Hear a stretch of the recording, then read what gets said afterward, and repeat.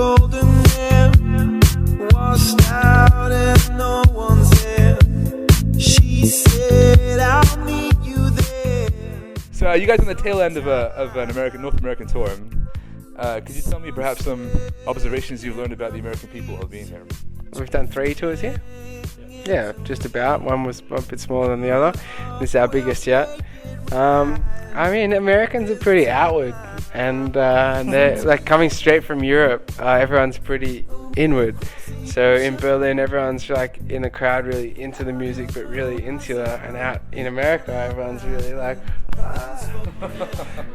So it's pretty cool having that reaction straight off the bat. In the States, it feels like, I mean, yeah, a lot of the audiences, even the ones that we play in front of, don't know half the songs that we're playing, but they've got a smile on their face and they're grooving and getting into it. They're like, yeah, trying to mouth the words, and you could tell they don't know the words, but you're like, nice, you having a go. How come every festival I go to is populated 70% by wasted Australians? I thought this was a festival, and I'm one of them.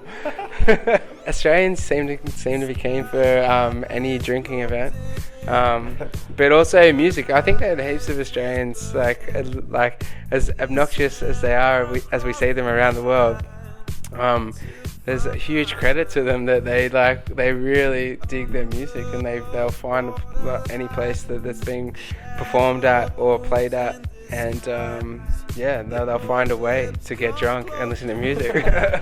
They're loyal too, you know. Like, I don't know, every show that we've played at around the world has always got that percentage of Australian people. You're like, I didn't know this many Australians lived in this city. Yeah. Like smaller cities that you're like, what? Where did you come from? And they're like, yeah, we came here, blah, blah. And they're singing all the words to all the songs. And I don't know, like that seems like a normal thing. Like the music culture in Australia is really strong. I think it always has been, but right now it's really, really strong. Any like crazy wild stories with fans happen yet at any of your shows? There's this one in particular that I don't think James can live down over here.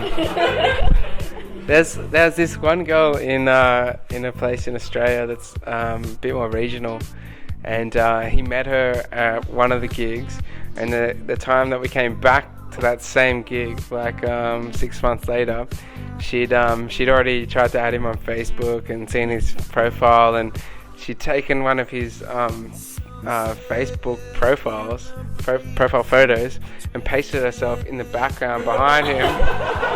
Like not next to him, like behind him, like in the background, like. And the kicker was then it just said soon. It was dark. It was a dark time in my life. Hey, I'm James. This is Tyrone, and this is John, and we're Rufus Do Soul, and we're just kicking it in LA at the moment with Wantelectronic.